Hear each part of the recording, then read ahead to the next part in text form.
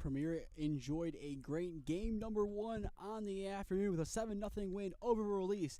They look to continue the fun here into game number 2 at Brunswick High School. Good afternoon, everyone, and welcome to this broadcast of Premier Ohio versus Release Game 2 baseball in the WRCL for the WRCL's games of the week. First pitch of game 2 is in the zone. A strike from Nero. 0-1 count to begin the at-bat for DeLulo.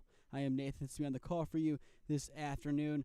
Nero, the former Padua Bruin, earned second-team honors in the Crown Conference in 2023, on the bump today for Premier in Game 2. If you just are tuning in to the doubleheader or missed game number 1, Joseph Valentine and Jacob Rocky combined 16 strikeouts on 21 retired to win the game with a shutout. It was an excellent game from start to finish for Premier, and the offense really picked up in the later stages. Zach Gaspar, we'll see him hit later on in the game. He went yard in the 6th, hitting the ball over the right field fence. Nero's delivery in the zone for strike 3 to retire the leadoff batter DeLulo for out number 1. Nice pitch there from Nero, just clipping the corner. Last game, Premier struggled at strike 3 looking. That is what their main Achilles heel was, and it seems to have flipped. Nero, the first K he earns on the afternoon is a strikeout looking, and he continues to pump. First pitch he deals to Brandt is in the zone, 0-1. Brandt, the freshman at Williams College, went to Hawken, one of the best pitchers in school history, if not the best pitcher in school history. Pitched the majority of game 1 after coming in for Lang, who left the game early after giving up a run in the the second inning. Nero came in to relieve, and I believe game number 1 of the B2 doubleheader last month. It's a 1-2 count, the pitch. Swing and a miss. Premier now have 18 combined strikeouts in just over 7 innings of play here on this afternoon's doubleheader. It's out number 2 and 2 Ks to begin the game for Nero.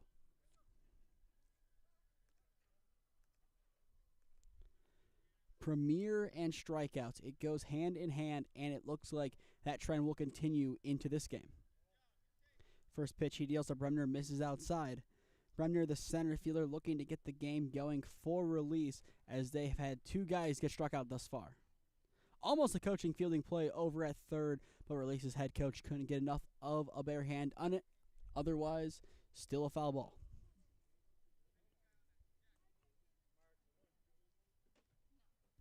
Nero will nod with the call. The pitch. In the zone. With Bremner down to his final strike, will take this opportunity to set the defense. Nero on the mound, Cood behind the dish. The pitch just misses, a close one. May at first, Ilgauskas at second, Powell at short, Ramos at third, and from left to right in the outfield, Fleming, Amos, and Harvey. The pitch from Nero, curveball, sky to the left side in the outfield. Fleming gets underneath it and grabs it for out number 3, retiring the side. Release goes in order. Middle of 1 in game 2 in Brunswick. Still a 0-0 ball game. Premier will be at the sticks when we return.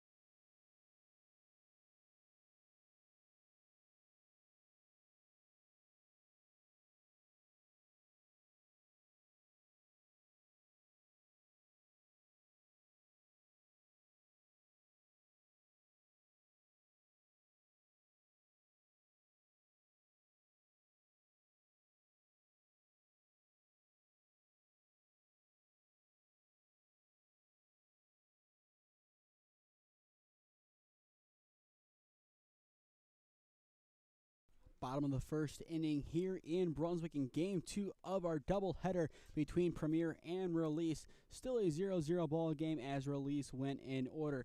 If you're just tuning in, I am Nathan Smee on the call for you this afternoon. On the mound for Release in Game 2, Owen Cavey, the rising freshman at Ashland, will throw to Toth, another rising freshman at Ashland. We saw their connection a little bit on Tuesday afternoon in what was a great Game 1 for Release, which ended up seeing them win 8-6 over the number 1 team in the league, the Stark County Terriers. Cavey's first pitch of the afternoon is in the zone. 0-1 count to begin this at-bat on Fleming.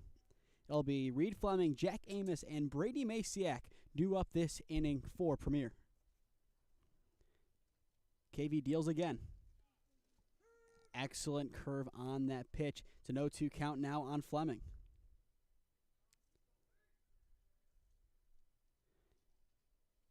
Cavey will come set and nod. The pitch. Ground ball hit to the right side and goes over the first baseman's head. It's a leadoff single for Reed Fleming to get the Premier offense off on the right foot. Nice bit of hitting there from Fleming, and there it is once again. I mentioned it a couple times in game number 1. The lip where the grass meets the dirt has a nasty bounce and can cause carnage. That is not Peace's fault over at first base. There's nothing he could have done. He got low on the ball. It should have been a grounder, but the late skip awards first base and the single to Fleming. Cavey's deal misses well outside. Cavey went to Medina High School, first team All-District and second team All-State for PBR this past year. Had a great year for Medina and played on this field, actually. Hit into left field. Does it fall? Yes, it does. It's well over the left fielder's head. Fleming is going for home from first, and going on into third base is Amos. The play at 3 is not in time. It's an RBI triple for Jack Amos to get Premier on the board. It's a 1-0 ball game. What a hit there from Jack Amos. It looked like a routine pop-up, but then it just kept going further and further back over the left fielder's head. There is nothing Lane could have done about it. It was a foot race to the ball and almost out at third, but in the end, Amos did what he could. He hustled his heart out and got to third base and now stands 90 feet away from scoring with Brady Masiak entering the ball game here. The extra hitter last game didn't do much, but in any game that he plays in, when he's in the box, he can easily make an impact. First pitch misses. It's a 1-0 count. But Masiak this past year at Walsh University played in 50 games, batted .318 with 27 RBIs and 4 stolen bags. One of the best players on this Premier team, and is the beginning of the quote-unquote heart of their lineup, which is Masiak, Gaspar, and Jeremy Patchett. Patchett not in the lineup for game number 2. Cavey comes set and nods. The pitch. Chop foul. But going back to that B2 doubleheader, Masiak had a couple nice hits in that game. Him and the guy in the on-deck circle, Zach Gaspar, combined for, I believe, 5 hits in that doubleheader. And Gaspar in the last game had a yard call over the right field fence.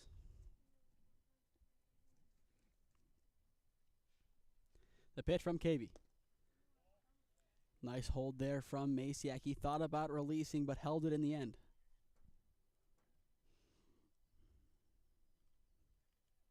Release looking for out number 1. The pitch. Fouled away over the netting to the left side. Now full count 3-2. As priorly mentioned, Gaspar awaits in the on-deck circle. His last at-bat went to plan for him as he hit a solo shot. The nod from Cavey, the payoff pitch. Hit weakly to the right side of the infield is going to be a tough play. Dye greets it. The throw underhand is in time for out number 1, but Masiak's hit is enough to score Amos from third base, making this now a 2-0 Premier lead.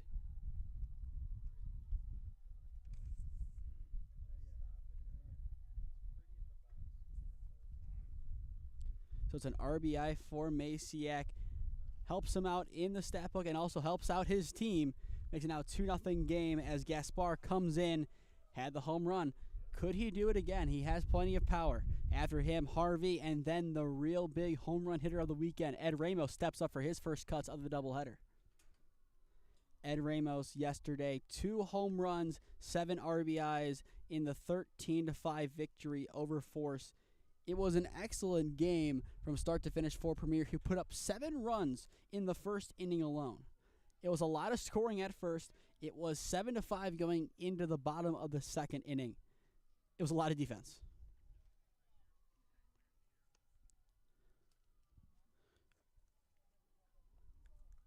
For release right now, their defense is trying to get out of this inning and trying to find out number 2 with the bases cleared, but also their offense trying to figure out how to avoid the strikeout.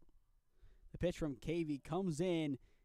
A little bit of wind dies. There's some frustration over at third base, as you could think that potentially could have been a strike.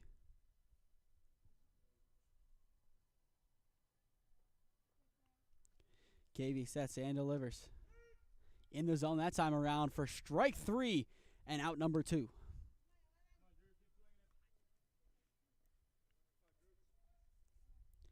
So that is the first K of the afternoon recorded by KV, and that will bring up Drew Harvey. And on that last play, it took me a minute to see where everyone was. They had Dye playing in the outfield, so they had 4 outfielders for Gaspar. But now the infield returns to its normal depth and normal everything, as that one's fouled away by Harvey, nothing in 1 count. Ed Ramos, the third baseman, awaits in the on-deck circle. If yesterday was any indication of today, Release might be in a little bit of trouble. KV will come set and deliver. Fouled away to the backstop. We'll take this opportunity to set the defense for Release. On the mound, KV behind the dish, Toth. Peace at first, Dye at second, Heisler at short, DeLulo at third, and from left to right in the outfield, Lang, Bremner, and Brandt. The pitch from KV. Misses outside, tried to get it to break on in, but just couldn't clip the corner. For Release next inning, Peace, Toth, and Dye do up. The nod and delivery from KV. Smacked and caught over at third base by DeLulo. A perfect line, but DeLulo right there to stand tall and grab it to retire the side. But not before Premier was able to put 2 runs on the board. One coming on an RBI triple from Jack Amos, and the other one coming on a ground out from Masiak. End of 1 in Brunswick. Premier leads Release 2-0.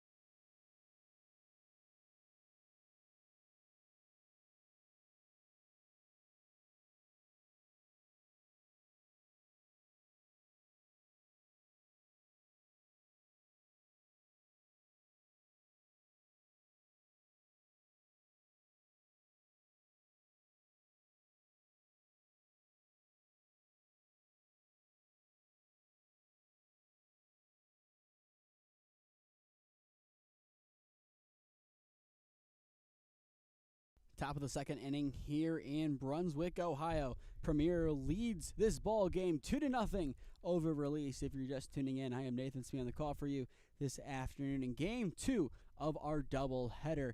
Nero started off the game well on the bump for Premier. 2 Ks in a row and then a forced pop out. He gets back to work with a first pitch ball to begin the new inning with Peace in the box now, and after him, Toth and Dye do up. Nero wastes no time and delivers again. A hefty cut there to even it up.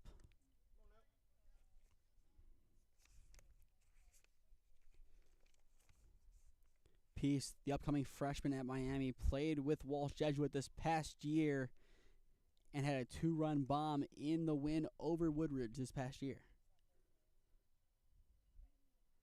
Nero looking for his 3rd K of the afternoon. Does he get it on this pitch? No, he doesn't. Misses a little bit too low. with Nero, a former Bruin, and Peace, a former Jesuit. They play in the same conference. They have plenty of familiarity with each other. And familiarity appears to help Peace, but no, in the end, it's legged out and caught by Amos for out number 1. An excellent effort in center field by him to just track it down. It was heavily hit. He had to hustle for it, but he made the play. So Amos's excellent afternoon in Game 2 continues, and with 1 away, up steps John Toth, the catcher. Last game had an infield single, but other than that, nothing on offense, but defensively, a nice throw out, a couple blocks, did his job behind the dish. The pitch from Nero, a weak hit ball to the right side of the infield. Nero scoops it up, throw to 1 is in plenty of time. It's 2 up, 2 down. And now up steps Jaden Dye, the second baseman, with 2 away, trying to get Release's first base runner of the ballgame.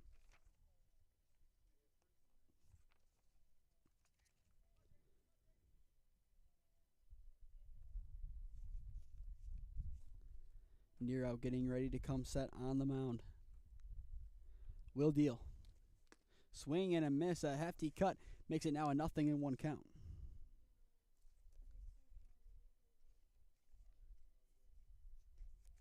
Nero's going to waste no time coming set once again, shakes off a couple pitches, and time called in the box. Dye played in center field last game, full release. The pitch. Curveball breaks and drops it at the right spot. As well, if you watched the last game, you would know that Release played that game with 10 players. This time around, they do have an available sub. The pitch from Nero. A good miss there from Nero. Don't know if it could have been more perfect. So a 2-2 count now on Dye.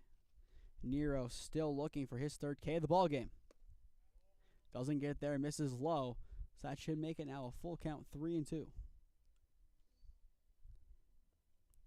If Dye is able to get on base, the pitcher KV is due up next. The pitch from Nero, smacked into left field and well foul. And judging where that ball went, that ball will never be seen again. This is where you need the little siblings to go and play in the brush over there and go find the ball.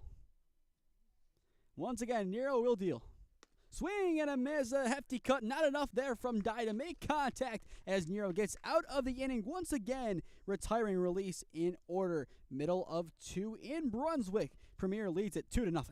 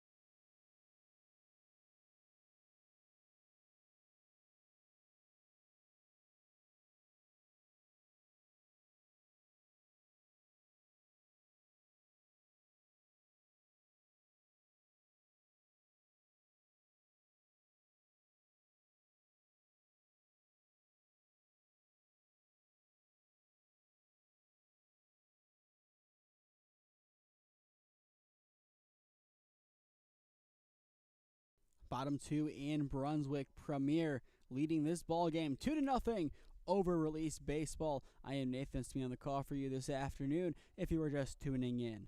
Ed Ramos, Dylan May, and Eric Koo to do up this inning for Premier as they look to add on to their advantage. How they got there?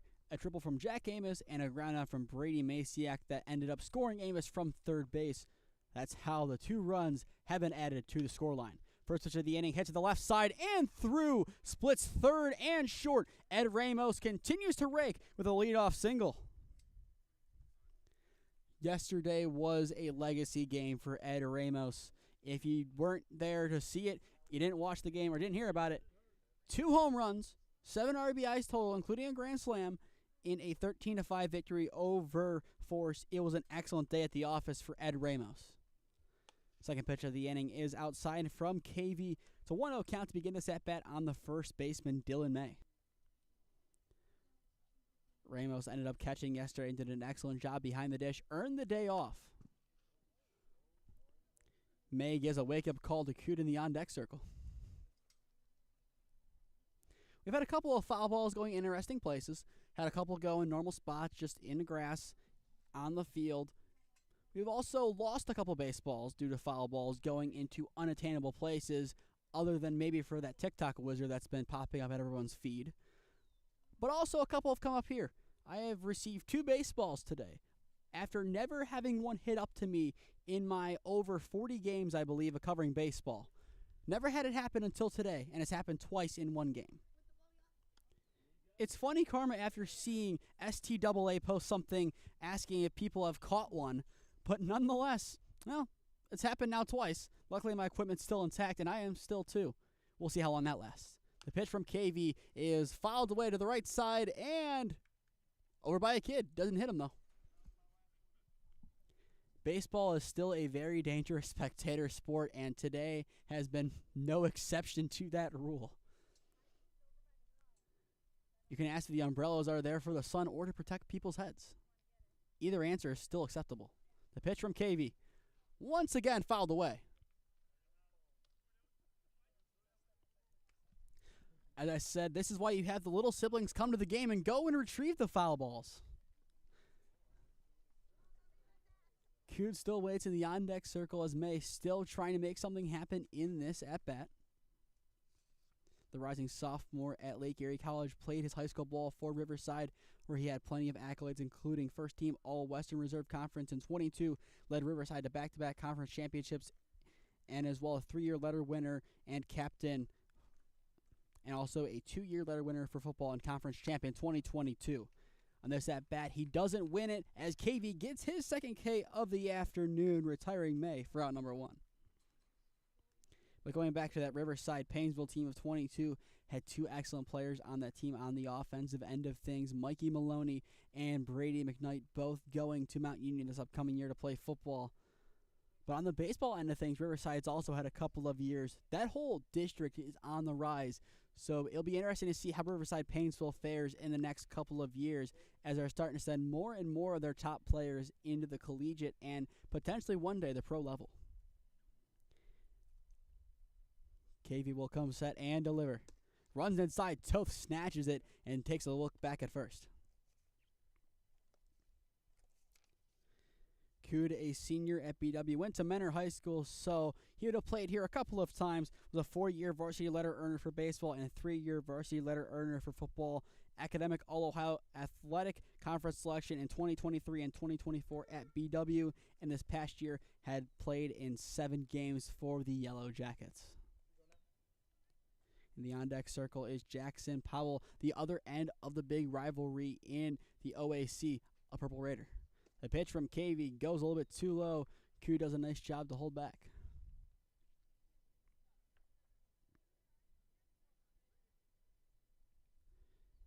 KV looking for his 3rd K of the ball game. The pitch. Swing and a miss. A hefty cut there from Q. Not enough to make contact on it. He's down to his final life as a 2-2 count.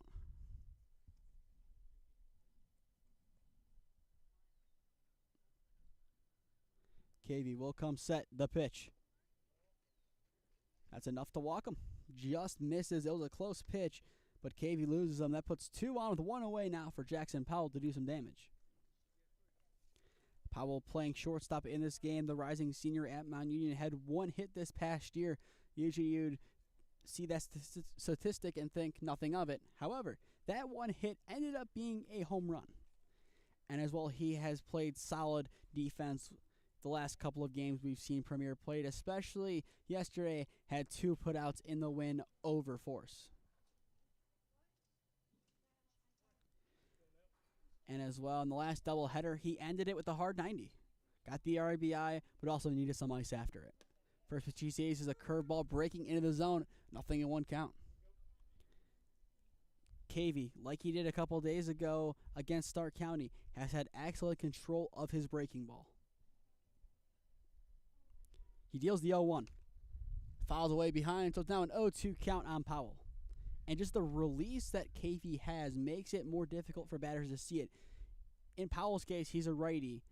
Cavey, the lefty, he sees the ball from the other batter's box come on in. So to make a good barrel swing, it's tough.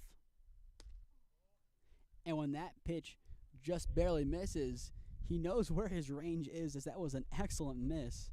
But nonetheless, it's a 1-2 count now on Powell. Ilgauskas awaits in the on-deck circle.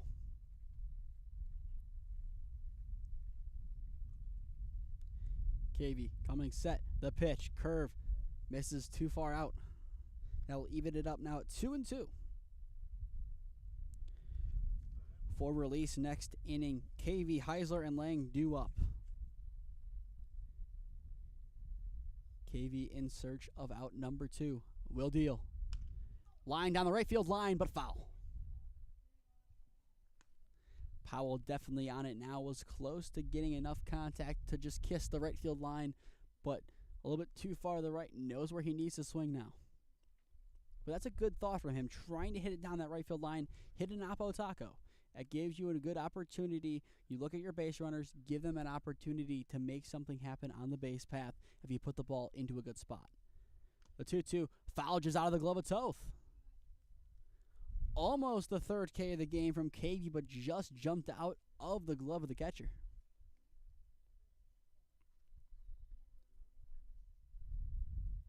Powell trying to work his way onto the base path. Should be a full count, 3-2 with Ilgauskas waiting in the wings.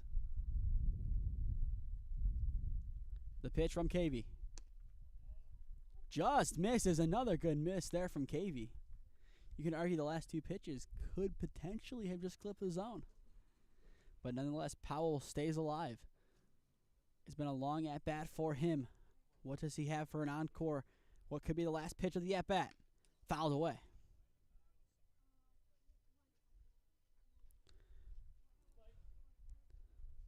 So Powell will have one more chance at it as of right now, but still a lot of foul contact, and this is how you wear down a pitcher. Powell, even if he doesn't get on base, it'll go down as a quality at-bat, and for good reason.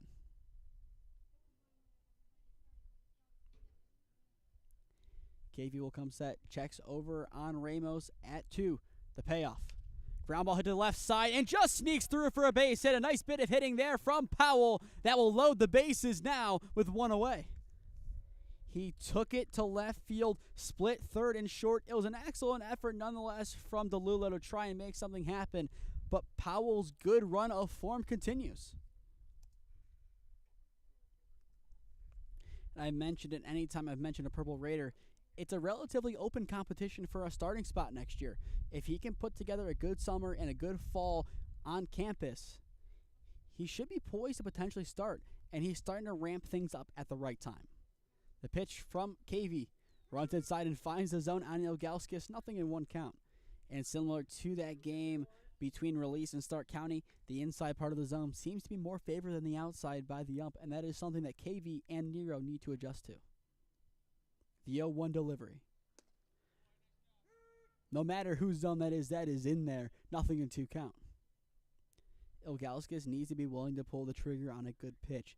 He's down 0-2 in the count, needs to protect. Fleming awaits in the on-deck circle, but you do not want to leave the runs for late in the inning. Fouled away and will just stay inside. Good cut there from Ilgauskas, just needs to straighten it out. He's on it. If he can straighten it out, I'm looking more in that right center field gap. That is where I see the ball screaming off the bat over Dye's head where 2 runs can score. The 0-2 from Cavey. Swing and a miss, a hefty cut, not enough there from Ilgauskas as he goes down swinging for out number 2. Give Cavey now 3 Ks on the afternoon.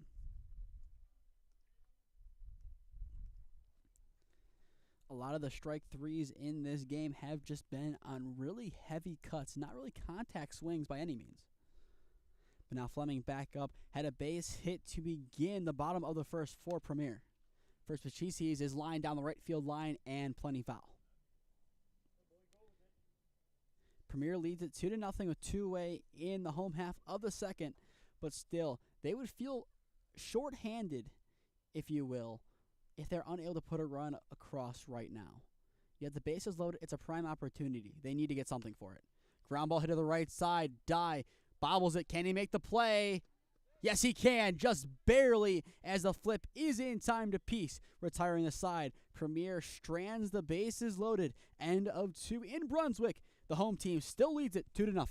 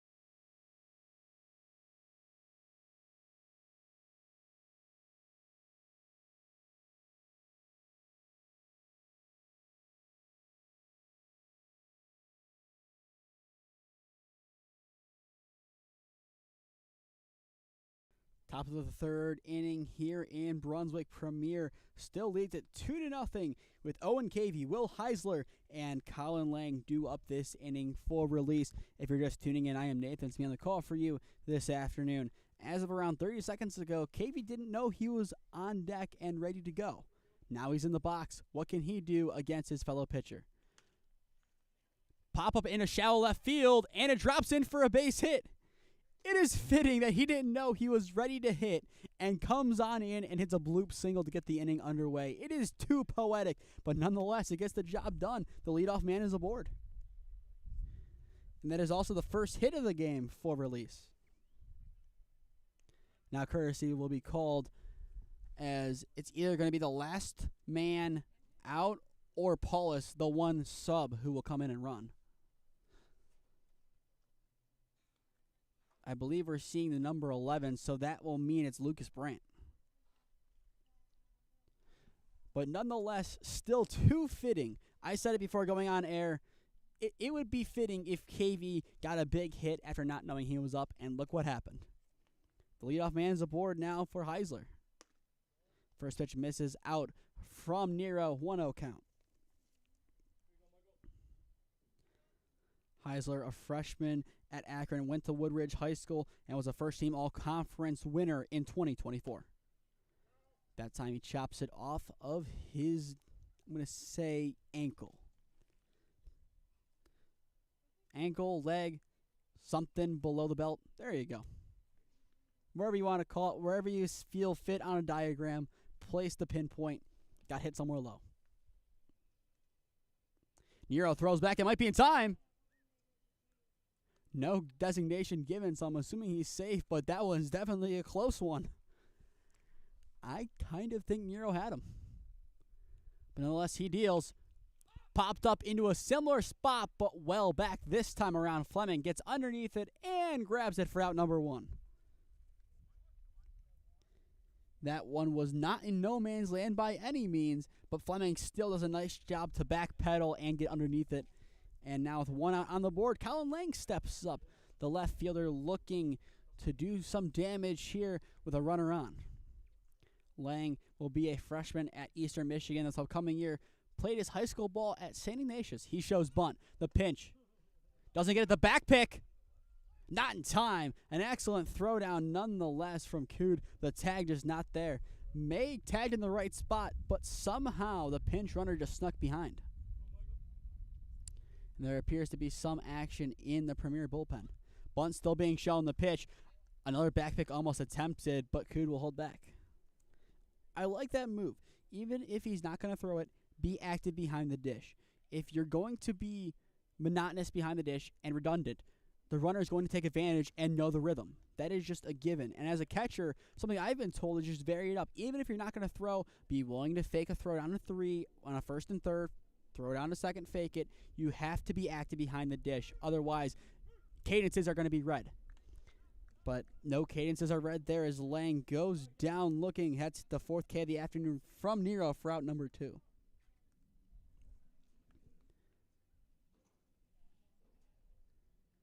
Nero has done an excellent job today. The former Bruin settling into this game nicely. Struggled this past year at BW, but potentially there's a chance that his former catcher Yuri Belina will have a chance to get some game time for BW. Seeing that duo come back together could be a sign of things to come for BW when it comes to the College World Series, as Belina, one of the top catchers in the area, going to BW. It'll be fun to watch. Somehow a foul ball. Wow. They're going to say it hit off the Lulo's bat.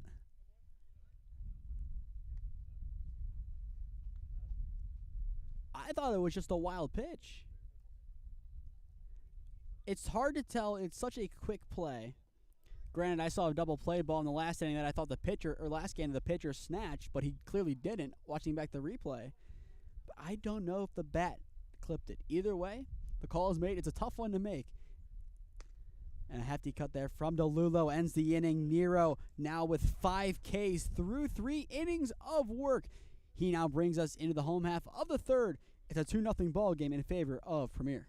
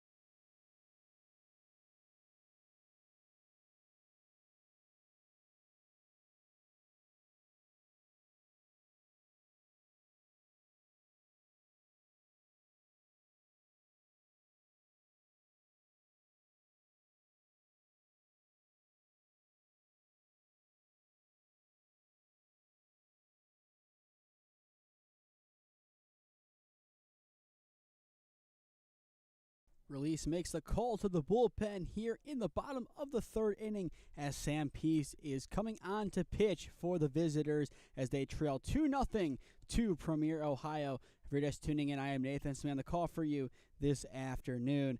Peace, the rising freshman at Miami of Ohio, went to Walsh Jesuit High School, known for his hitting, but will join the pitching room that has former namer Connor Preisel, actually the kid I shadowed at Holy Name, part of their staff. So kind of a full circle moment seeing some kids going to play with a kid I shadowed back in high school. First pitch of the inning will skip in. It's Amos, Masiak, and Gaspar due up this inning for Premier as they look to do some more damage. It's their heart of the lineup for this game. One of the big parts of their lineup, Patchett, not playing here in game number 2, could potentially come on later if the game requires it. But Coach Wisniewski knows how to rotate a squad and keep it strong, as they have looked good thus far. Nero as well on the bump. The last time we saw him, maybe a K or two, called him a contact pitcher. But today, anything but, as he has been dealing, only allowing 1 hit to date. Ground ball hit to the right side by Amos. It skips off the hands of Dye. So once again, the leadoff man is aboard for Premier. That is now the 3rd inning in a row that has happened. That'll go down as an E4 after the skip, but once again, a nasty hop off the grass.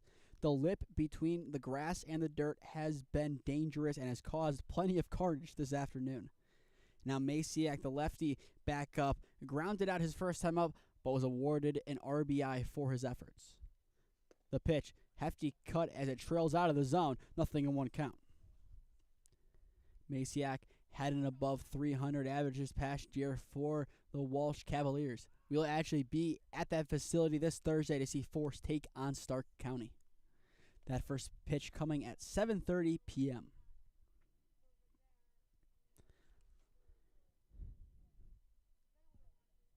Peace will come set. Runner goes. The pitch. The throw down from Toth. It has a chance. The tag. Not there as the ball bobbles out.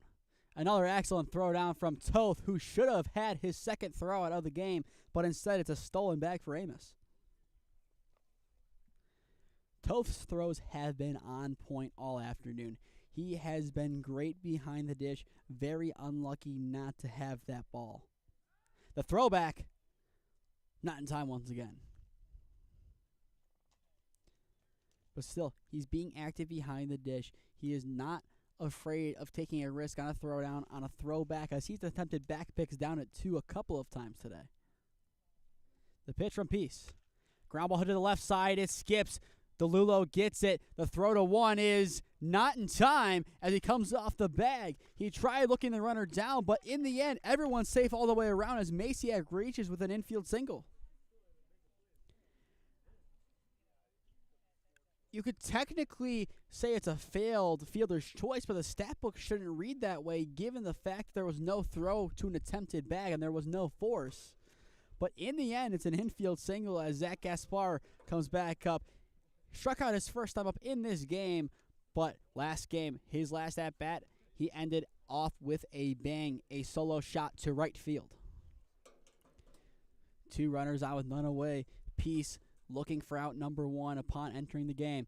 The runner breaks 4-3. The throw down from Toth is in plenty of time. The tag is also there. An excellent chuck from John Toth. There is his throw out, and that records out number 1.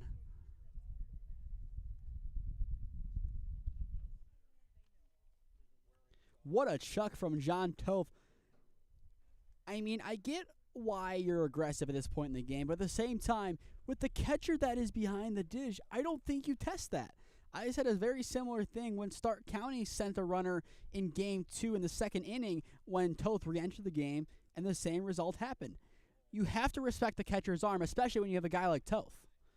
This one popped over to the right side. Dye gets underneath it. 2 outs in quick succession now for Release's defense as they're starting to find their stride. Now up steps Drew Harvey. Only a runner at first now with 2 away. It's 2 Cavaliers on the field right now for Premier, and the on-deck circle is Ed Ramos. The pitch. Curveball misses upstairs as the 1-0 count. So Toth now has 2 throwouts in 2 games this afternoon. Peace will come set and deliver. Misses low and inside, makes it now a 2-0 count as Toth does a nice job to get to the ball. Once again, Release played game number 1 with no subs, only an additional hitter. This game, they have an additional hitter plus 1 extra player. So these guys definitely feeling the fatigue of the sun right now. This time it's out of play, foul into the grass near the random infield that has no fence, no nothing on it. These last couple of years, Brunswick has improved their athletic facilities right by Brunswick Auto Mart Stadium. Bleachers now at the baseball and softball fields. They did an excellent job with the refurbishing the softball field in prime condition, and so is the baseball field. Both look in excellent condition, a lot better than it was a couple of years ago when I played here. That one low and inside, so it's a 2-out walk for Harvey. 2 on the base path for Ed Ramos. Stop me if you've heard this one before this weekend. But once again, if you haven't heard it enough already on this broadcast, Ed Ramos, last game against Force, 2 home runs, a 3-run shot, and a grand slam. He has a chance to replicate a 3-run shot here with 2 on and 2 away. The pitch. Misses outside, 1-0 count. And I said in that broadcast, Release would probably be hesitant to pitch to him. The first pitch Ramos saw in his last at-bat was a base hit to the left side. The pitch. Smacked on the left field line, but foul. Ramos looks to continue his excellent weekend. The sophomore at Siena Heights University played his high school ball at Lutheran West High School, and this past year had 1 RBI. Lutheran West had a great year, also had a refurbished field. Speaking of that, as they finished the turf, it's an excellent facility over in Rocky River. If you have a chance to check it out for any game, I recommend it. One of the best facilities in NEO for baseball without a press box. I have to make that designation. Without a press box, one of the nicest facilities. The pitch from Peace runs upstairs. So now 2-1 count here on Ramos, the third baseman. Dylan May, the rising sophomore at Lake Erie College, awaits in the on-deck circle. For Release next inning, Brant, Bremner, and Peace due up.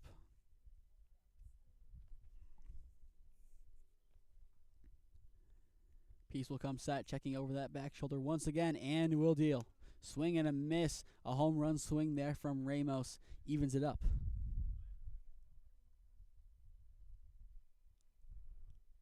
The action in Premier's bullpen has seemingly ceased, so that could be the end of Nero's day, or it could mean they'll give him the 4th at a minimum. The 2-2. Curveball dies in the zone and freezes Ramos. There's absolutely nothing he could have done. An absolute gem pitched there by Peace to get out number 3, retiring the side. End of 3 in Brunswick. Premier still leads it 2-0.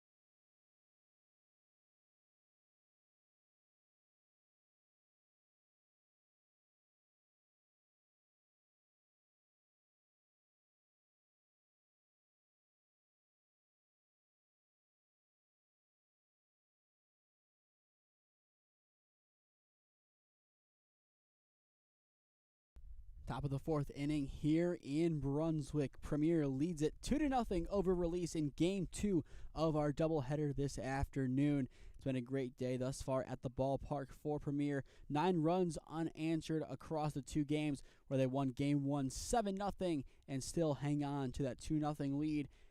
They had a chance to do some more damage, but were unable to convert after a strikeout from Sam Pesci. End of the inning, and the first ball put in play this inning is sent up the gut as Brant will reach the leadoff single.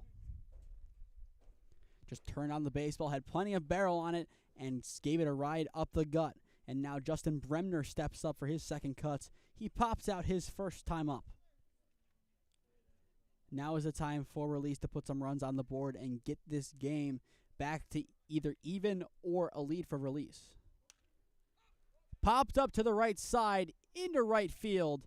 Harvey gets underneath it and retrieves it for out number 1. Last time he popped out to left field, this time he goes to right.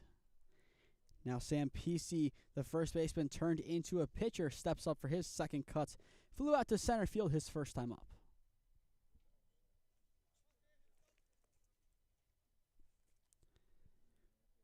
Brandt still on first base, full release. Nero nods a couple times and delivers. Curve misses in 1-0 count. After PC, Toth is due up next. And there will be some more action in the bullpen. Full release as 2 guys are going over to the bullpen to go and start throwing. Colin Lang is going over there. He pitched last game, so it won't be him, but it might be Jack Paulus, the additional player who is not hitting full release in this game. The pitch from Nero. Swing and a miss. A hefty cut from PC. Can't make contact. Nice job there as well by Nero to get the ball thrown back to him a little bit over his head. So Cood needs to be a little bit careful to not give a free base up. The pitch. Swing and a miss. Nero gets his 6th K of the afternoon for out number 2.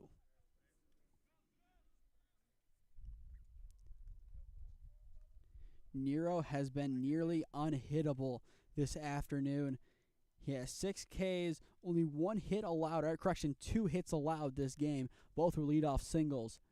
He has looked really good. All 3 pitchers that have thrown for Premier in the 2 games have looked solid. I believe allowing a combined either 4 or 5 hits and combined strikeouts put them at 22. Nero nods and delivers. Runner breaks. Fouled away that time around by Toth. Maybe for the better, as Cood potentially had a good jump on the runner who didn't get the best leave from first.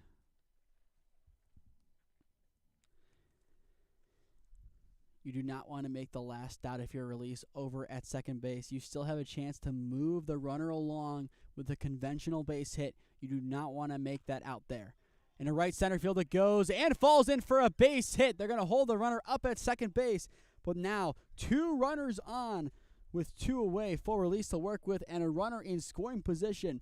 Release. This is their best opportunity yet to get a run across. And that is why you do not want to make the final out at second base. Hypothetically, if that out would have happened and Toth did the next inning, it could have been all for nothing.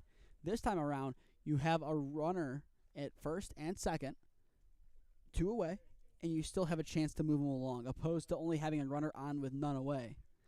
Given the way this game has gone and given the way that Premier can just go on an offensive spree at any point, you want to get the runs back as early as possible.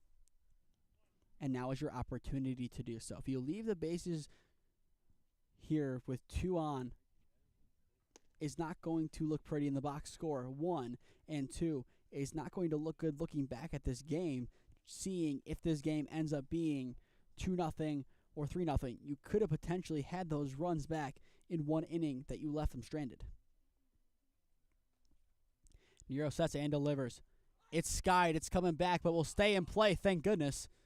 Goes over to the right side and caught. May does a nice job to come over from first base and grab it, retiring the side. I think right now I'm more happy that that pop-up stayed in the ballpark. It didn't come and greet me up here in the makeshift box. Halfway through game number 2, Premier still leads it 2-0.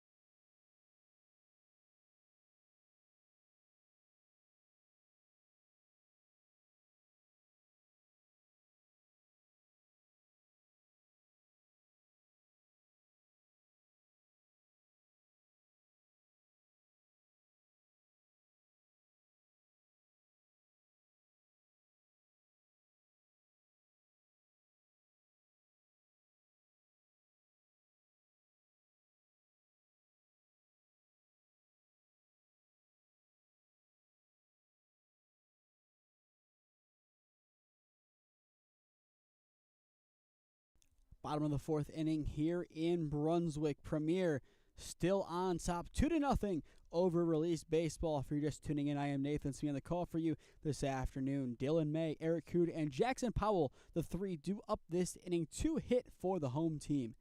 May, the first baseman who just recorded the final out of the top of the fourth, will look to get on base to begin the home half of the inning. And as of right now, there are 4 outfielders for Release, as the second baseman, Dye, will be playing in right center field. After those 2 pitches, an 0-2 count. Let's take a second to set the awkward defense, if you will. You have a first baseman, a shortstop, and a third baseman. Pitcher, catcher, left fielder, left center fielder, right center fielder, and a right fielder. The pitch, chopped to the left side of the infield, snagged by PC to throw. It's going to be tough, but the snag is made. An excellent pick over at first from KV for out number 1. After that play, Dye will jog on in from right center field to go back to a conventional position. If that ball was hit to the opposite side of the infield, there would be some regret there after moving the second baseman out of prime position. But nonetheless, crisis averted. And now Eric Cood comes in. Ground ball hit up the middle and skips off the shortstop Heisler's glove. Another ugly bounce awards first base to Cood.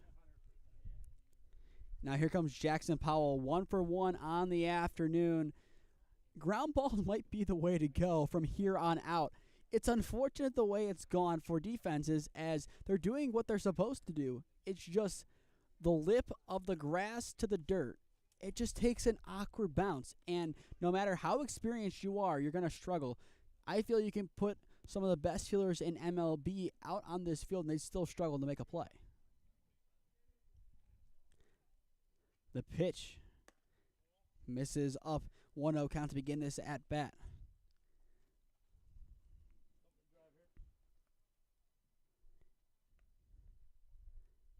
PC coming set, keeping a close eye over at first base. Ball goes off of Toth's glove, and the pinch runner patch it easily in.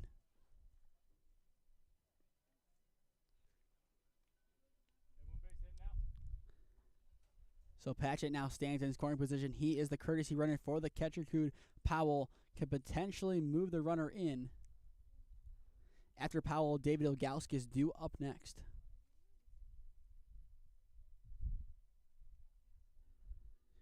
PC comes set, checks over the back shoulder, and delivers. Nice curveball, not going to get a favorable call. It's now a 3-0 count. You saw Jackson Powell in the box, thought it was a strike himself.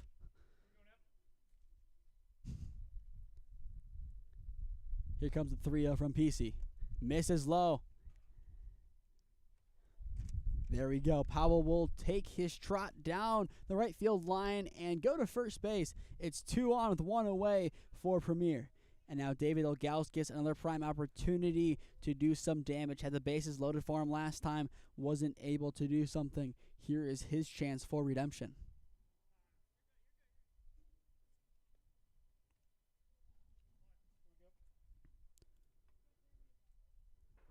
PC will come set. The pitch. Swing and a miss. Got him inside. The back pick. Not in time. An excellent idea from Toth. Almost had him. I thought for a good couple seconds that was just a conventional throwback with an extra bit of zip on it, but no. Toth almost had Patchett thrown out of 2. And that is why you need to be an active catcher, and also on the base path, you need to be ready for anything. The pitch, swing and a miss, goes outside this time. Similar result, now an 0-2 count on Ilgauskas.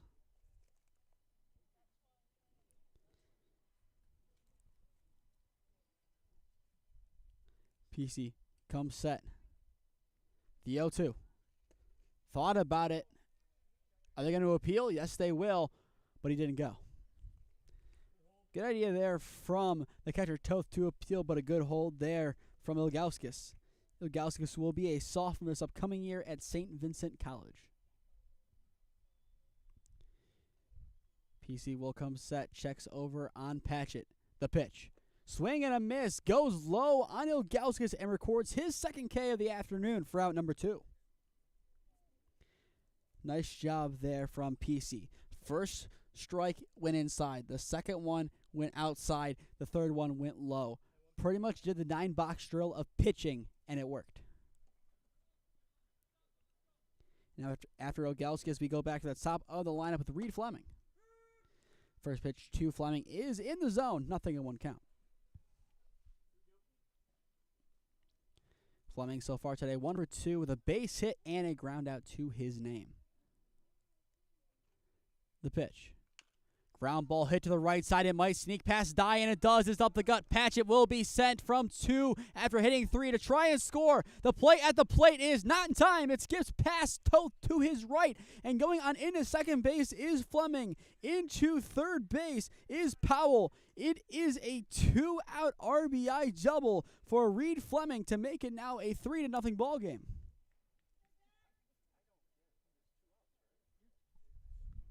An excellent hit there from Fleming.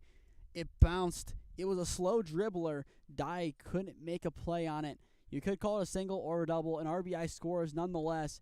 It just really depends where the throw was when he went. It skips to the right. The runner breaks the play at the plate. Toth throws is not in time as the glove of PC comes off as he tried to make the tag. An excellent job from Powell to read it off of Toth's leg to make it now a 4-0 ball game.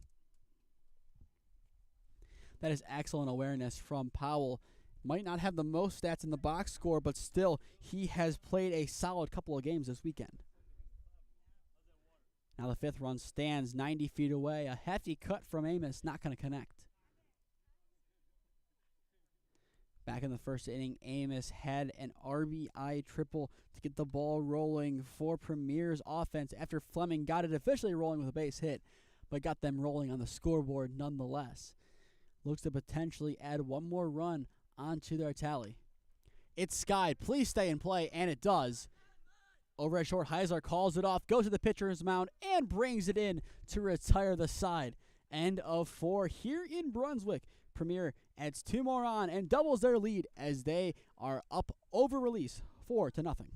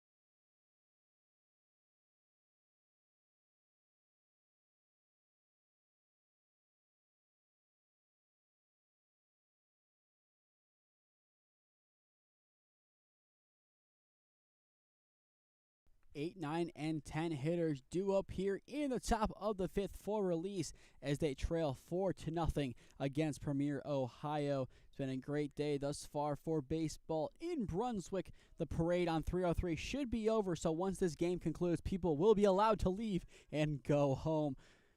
The road was closed from 2 to 4, so people had a hard time getting in for game number 2, but nonetheless, people found a way. They found a side street to get in here. It's been a great day. The sirens no longer as well behind us. That was one of the interesting parts of this afternoon. And also, the call to the bullpen has been made for Premier as Matthew Botker, the junior at Walsh, steps onto the mound at his old high school field. He went to Brunswick and graduated a few years ago. The pitch runs well inside on KV. KV began the day on the bump for release and has since moved over to first base.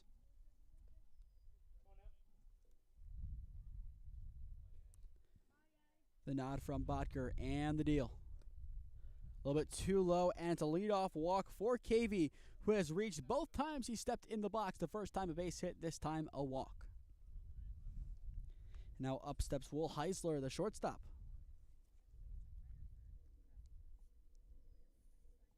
Heisler so far today, a flyout and a couple of putouts.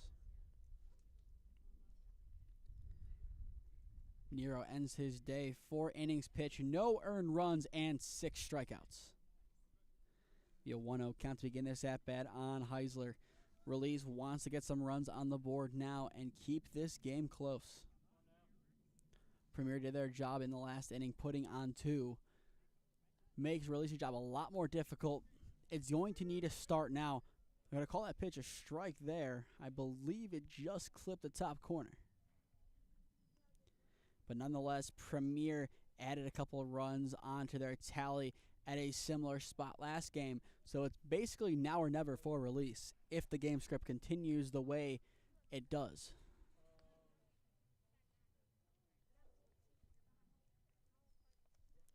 But it's definitely been an interesting doubleheader here. Release has had a couple of good games offensively, but in game 2, the doubleheader against Stark, no runs, and still no runs today. That can help the cause. It's a roper down the right field line. KV will go for 3, and going into second base is Heisler. Heisler overran the bag, but he is back safe with ease. It is a double for Will Heisler with none away to help spark Release's offense. This is what they've been waiting for. Very similar to the home run from Gaspar, talking about the offensive struggles of a team leads to them absolutely proving me wrong on one swing of the bat. And now Colin Lang, the left fielder, steps up for his second cut, struck out looking his first time up, but has a prime opportunity to get the game back within 3 or 2 runs. First pitch he sees is a strike, nothing in 1 count.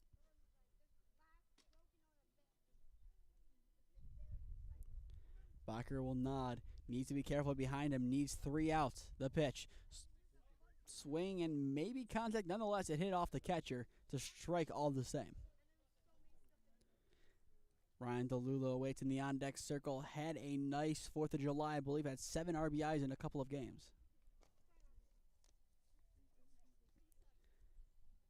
Matthew Bacher sets and deals. Goes the outside corner but doesn't get the call. Makes it now a 1-2 count.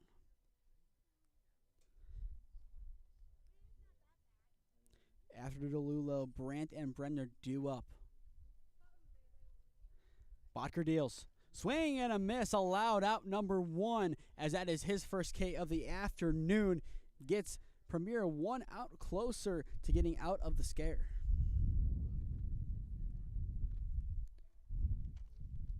DeLulo, 2 Ks against him thus far. He steps in trying to make something happen here. All he needs to do is give the ball a little poke, and that would put Release on the board for the first time today. The pitch. Up the gut. It hits off the pitcher's mound. It goes over to short. The throw to 1 is in time. How unlucky is Ryan DeLulo not to have a base hit? But nonetheless, a run scores. I don't know if I've ever seen that happen. That's something that would happen to MLB The Show. It hit off the pitcher's mound and skipped over to shortstop. So what was looking to be almost a guaranteed 2 RBI single turned into an RBI ground out and 2 away.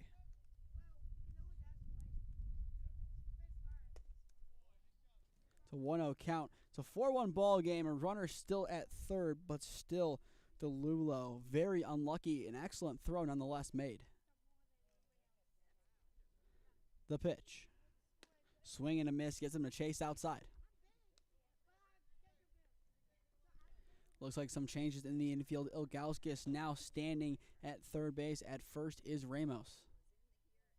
I believe Powell has moved on over to second base. The pitch. Hit to the right side. Can Powell get it? The dive, not in time. It's an RBI single for Lucas Brandt to make it now a 4-2 ball game. Release will definitely take this inning. It helps them get back on the right track and gets them closer if they want to make a comeback.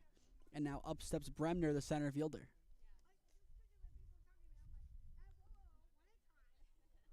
For Premier in the home half of the inning, Maciak, Gaspar, and Harvey are due up. The pitch. Nice breaking ball in. Finds the zone. Nothing in 1 count. After Bremner, Sam Pesey due up next.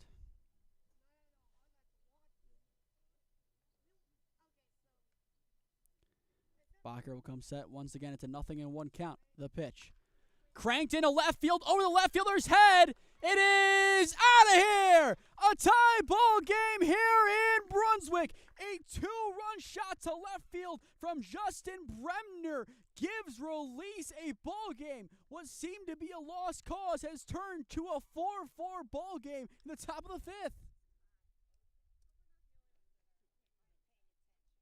Who would have saw this coming into the inning?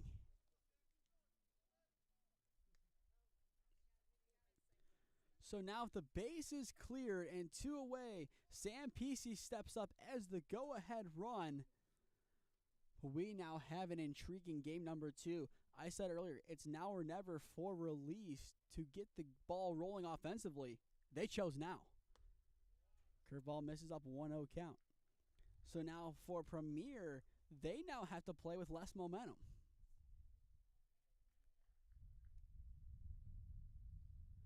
The pitch. Popped and out of play to the right side.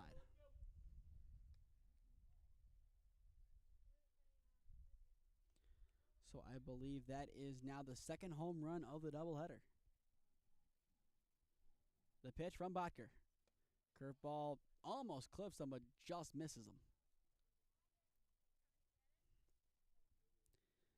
All 4 runs Release has scored today in either game have come this inning. Can the parade continue? The pitch from Bacher. Misses just outside. Definitely a close, challenging miss. John Toth, the catcher, awaits in the on-deck circle. And to think what would have happened if that ball didn't clip off the pitcher's mound. Once again, hit out of play.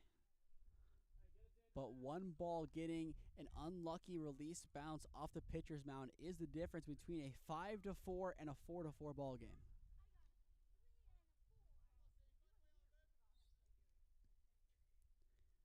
The pitch. Swing and a miss. Pesey can't get a piece of it as Bacher strikes out the pitcher to retire the side, but not before Release can do plenty of damage, getting back all 4 runs they surrendered thus far in the game. Middle of 5 here in Brunswick. We have a tie ball game.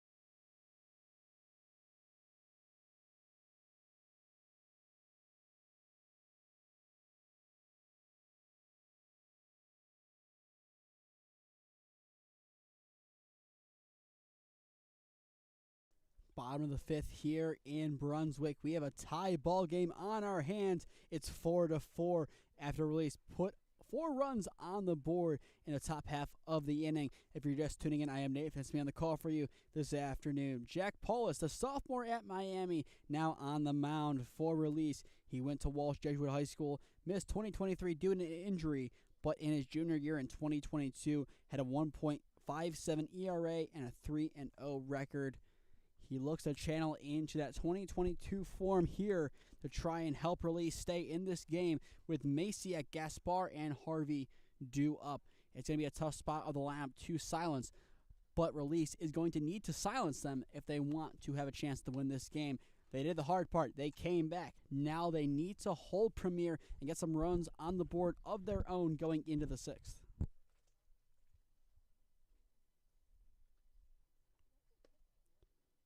Nice curveball dropping in there from the new pitcher, Paulus. But release now has all the confidence. All it takes is a couple of runs. They had no runs going into that inning. They scored 4. They just need to make sure that it's not only 4 and it's not only 1 inning out of a total of 14. They want to make sure it's not a flash in the pan. They want to make sure it's sustainable. Hefty cut there from Masiak. He's down to his final strike. So far today, Masiak an RBI and a single. A solid day for him at the sticks. Paulus will come set. The pitch pops up and well out of play over release's dugout. PC goes back to first base, so it looks like KV is officially out of the game.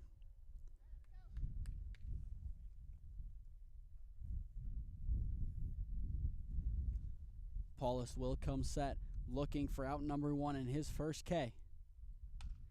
Left field it goes instead. A nice hit there from Brady Masiak, taking it the opposite way. He is now 2 for 3 on the afternoon, and more importantly for Premier, their leadoff man is aboard. Now Zach Gaspar steps back into the box. A pop out and a strikeout to his name. If he can do what he did in the 6th inning of Game 1, which is go yard, that would be huge for Premier. Earlier in the game, I said the magic number was 4 runs. Now, 5 or 6 might be enough to win this game. Just depends how the next couple of innings of play go. And the thing about this league, when starting pitching is pulled, that's usually when the runs are scored. And that seems to be the case in this game. Nero pitched an excellent game, and then Botker struggled upon entry to the game. Just not his day.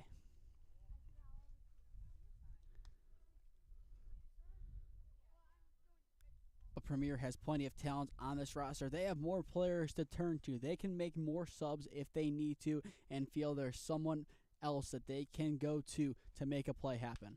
Down the right field line it goes. It goes off the first baseman, PC's glove. Going to third base is Masiak. Are they going to send him? No. It is a double for Zach Gaspar down the right field line to put 2 runners in scoring position with none away for Premier.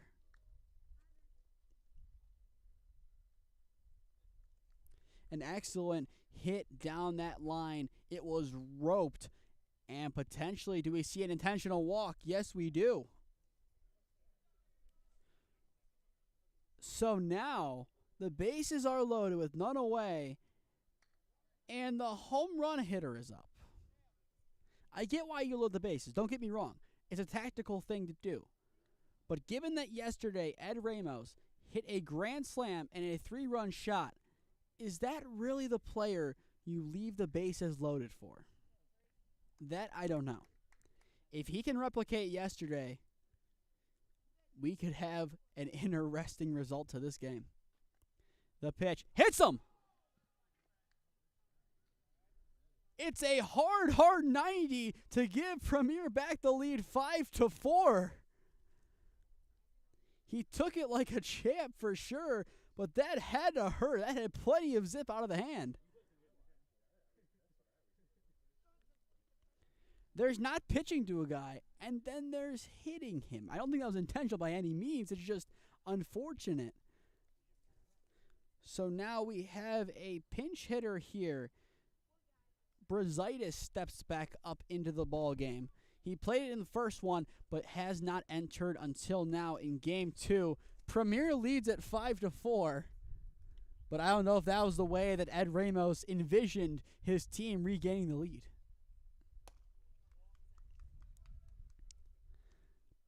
Ramos clapping on the base path. He appears to be okay after getting rung in the head.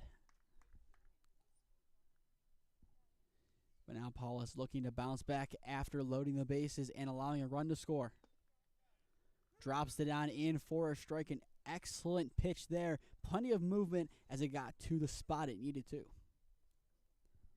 Eric Kuhn, the catcher, awaits in the on-deck circle for Premier. The pitch. Fouled into the glove of Toth. A little bit of contact there. Brazaitis needs a little bit more. So now 1-2 count on the pinch hitter. Premier looking to keep the rally going. Misses outside. Toth potentially had the back pick. If it was in his hand, it was a chance Gaspar would have been out. But nonetheless, evens it out at 2-2. Paulus will come set once again and deliver. Cranked into right field and caught on a line. No one's going to tag. An excellent job in right field by Brandt to get underneath it and chuck it in for out number 1 while preventing any movement in the process. That is a play where if tag is called, you have to commit to it. Don't know if he'll make an impact in the end of the game, but 1 run could be the difference between these two teams. It's going to be the little things right now. You have a 5-4 ball game, a 1-run game in favor of Premier. Every little thing is going to matter from here on out. So first pitch strike to Kuhn, 0-1 count.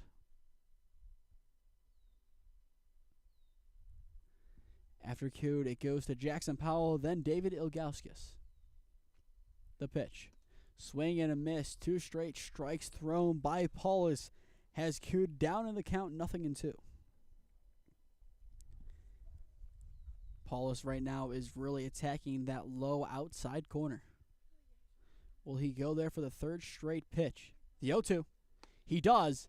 Doesn't get it this time around. A little bit too far outside. Powell had an opportunity with the bases loaded yesterday to do some damage. He struck out, I believe, as he was going, or correction, he popped out. He was going for a full power swing. We'll see what he does this time around. Ground ball, chop foul to the right side. For release in the 6th inning, Toth, Dye, and I'm going to assume Paulus will be due up.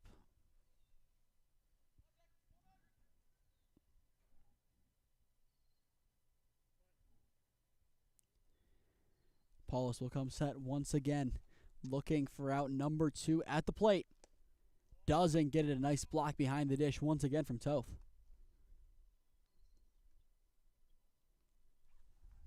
Powell continues to await patiently yet eagerly in the on-deck circle for Premier as he looks to make his mark on the game. Paulus deals. Ground ball hit to the right side. This could be to Dye. The flip to 2 for 1. In time, they're not going to try and make the play over at 1. It's 2 away, but nonetheless, a run scores, giving Premier now a 6-4 lead. It was a right play from Dye there to get the lead runner in his vicinity. There was no play at 3, no play at home, but at 2, there was a play. Did a nice job just to bare hand flip it over, and now 2 away, and runners at the corners. Jackson Powell steps up. Powell had a base hit earlier and has also walked in this game. Paulus will set and deliver. Toth thought about looking back at the runner, but in the end held up. It's a 1-0 count. Powell hit a home run this past year. Would not be a bad time for him to match the efforts of Justin Bremner. The pitch. Miss outside, a nice block there from Toth. The runner will be given second base, but more importantly, the runner at third stays put.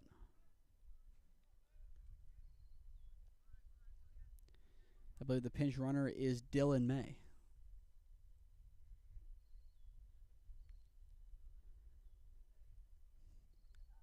The atmosphere definitely getting a lot more quiet here as the game has progressed. Premier leads at 6-4. The pitch misses upstairs as Toth has to kind of jump up and get it.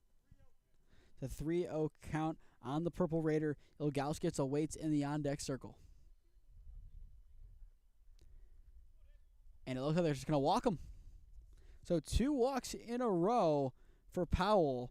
Second walk of the inning. First non-intentional. Actually, I believe both were technically intentional by the end. But nonetheless, bases loaded for David Ilgauskas, who both times he's been up has struck out swinging. And both times he's been up has had runners on. The first time up had bases loaded. The last time up had 2 runners on. Ilgauskas looking for redemption.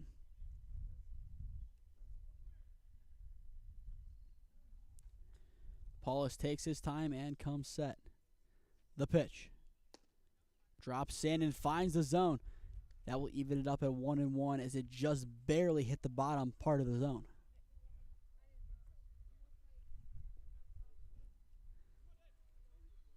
So for that pitch, it's evened up at 1-1. Toth sets up at a medium distance, but instead it misses wide of the catcher. He's able to get to it. It's a 2-1 count. For release right now, the only thing on their mind is getting out of this inning. They're going to deal with the 6th inning when they get there. They just need to get out of this jam, have no more damage. 2 runs have already scored. If they're able to hold it here, they will have won the inning, make it a closer game. That's 1 step to getting back on the right track and potentially winning this game. That pitch misses upstairs. The back pick, not in time. Believe the ball just came free from DeLulo. Otherwise, Toth had him again. He's definitely been close on multiple occasions. Has the 1 throwout this game. Has 1 from last game as well. But he's definitely done his job of keeping runners honest. The pitch. Skips wide of Toth. It goes to his left down the line. 1 run will score. Make it now a 7-4 ball game. And Ilgauskas will be given first base as it's a walk. So it wouldn't have mattered either way. So now the bases remain loaded with 2 away, and up steps Reed Fleming, who had an RBI double his last time up. So far on the day, 2 for 3.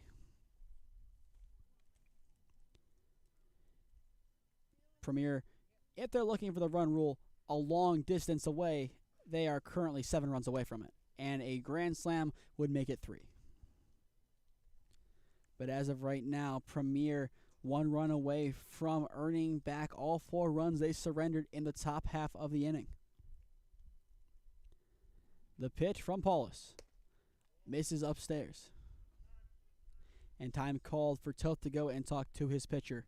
3 more regular season games will be covered on the WRCL YouTube channel, the first of which being on Thursday evening at Walsh University as Force takes on Stark County. First pitch over there starting at 7:30, and then on Sunday, July 14th, we have a doubleheader back here in Brunswick as Premier takes on Force to close out the regular season, and then we will have the playoffs starting on July 20th and ending on July 21st. A champion looking to be crowned, Stark County looking to repeat as champions. Check swing there from Fleming. They're going to peel, and they're going to say he held back. 3-0 count on Fleming. Jack Amos, who had an RBI triple his first time up, awaits in the on-deck circle. The pitch from Paulus. Misses low in the dirt. It's a 2nd walk in a row, or correction, including the intentional one, the 3rd walk. But nonetheless, it makes it now an 8-4 ball game as all 4 runs Premier surrendered, they have earned back. And now up steps Jack Amos. So far today, has reached on an error, has a stolen bag, an RBI, a triple, and a pop-out to his name.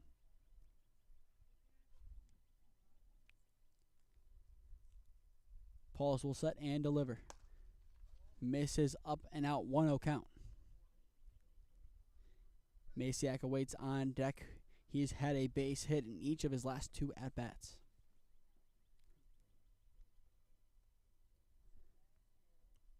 Paulus will come set. Now the pitch. Misses upstairs once again. It's a 2-0 count. No action as of yet in the bullpen for release. Now more than ever, they need out number 3.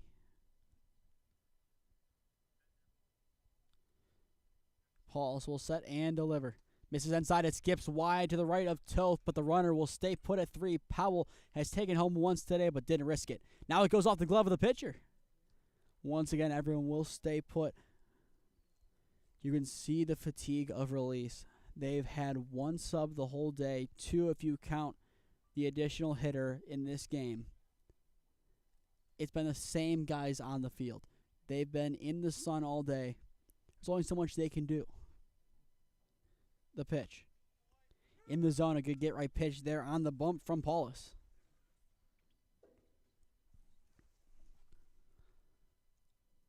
Paulus with 1 strike closer to getting out of the jam. He sets and deals again. Misses up and out. Another walk. Make it 4 in a row and make it now a 9-4 ball game. And time will be called by Release's coach to go and talk things over with Jack Paulus. To stay up to date on all the games I'm covering, follow Smee Sports on Instagram and SmeeFest2024 on Twitter.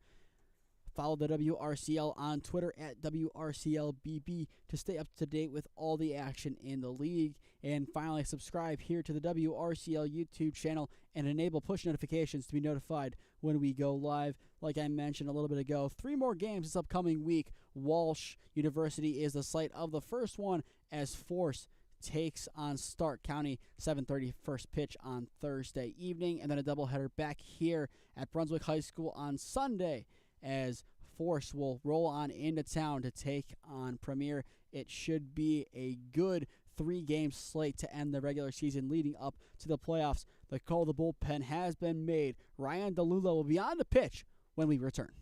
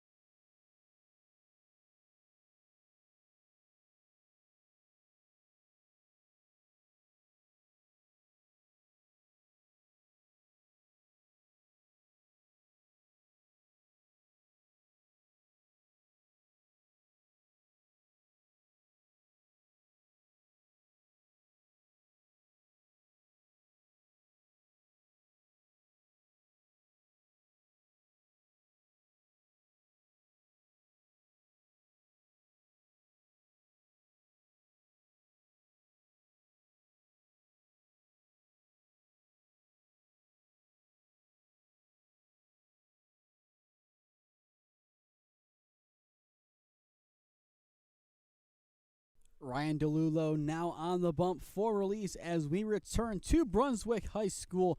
5 runs have scored this inning for Premier as they lead this ball game 9-4. That could be more, but it's fouled down the right field line.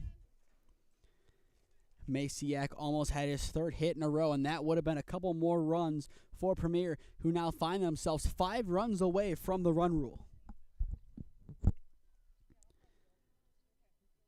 Release now 12-8 after entering today 12-7. Premier 12-6. The win, they'd be 13-6 and would all but wrap up the West Division. Premier fighting for the 2nd seed in the playoffs that start on July 20th. The pitch from DeLulo finds the inside quarter. A nice hit right pitch for him. Makes it now a 0-2 count after the one that almost resulted in more runs. DeLulo trying to make quick work of Masiak. Takes a deep breath and deals the 0-2. Misses outside. Toth gets enough on it to keep it near him. So No action on the base path. After Maciak, Gaspard due up. Maciak as well led off the inning. So we're back to hitter number 1 and now 11 of the inning. DeLulo will now deal the 1-2. Misses outside, so that evens it up at 2-2.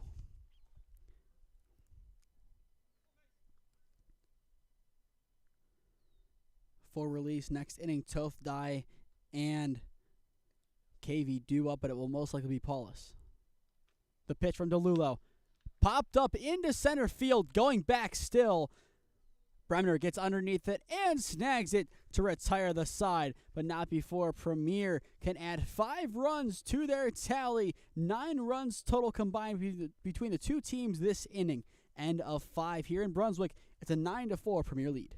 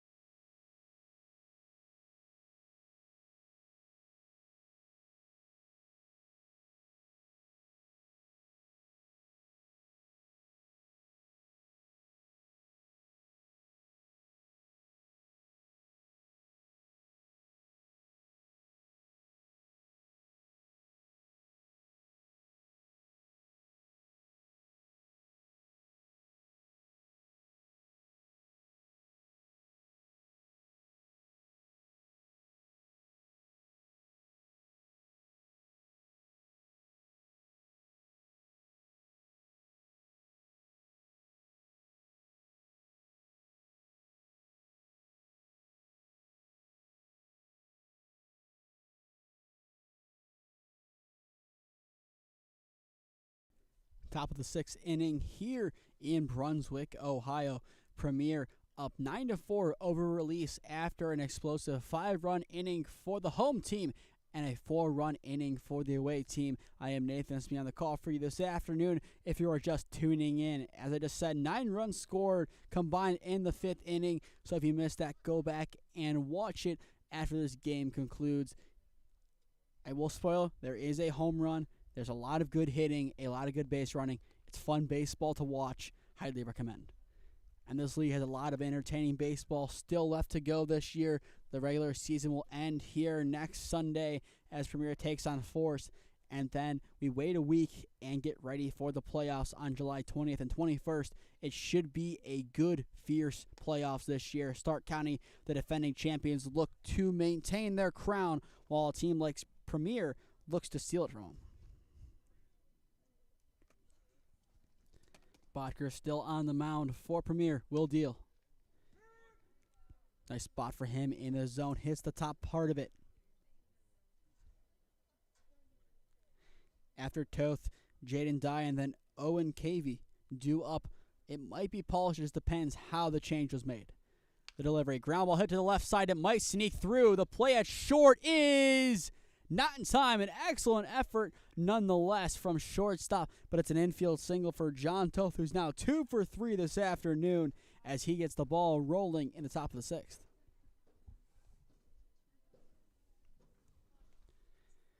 Jaden Dye, a strikeout and a pop-out to his name thus far. We will look like have a pinch runner for the catcher.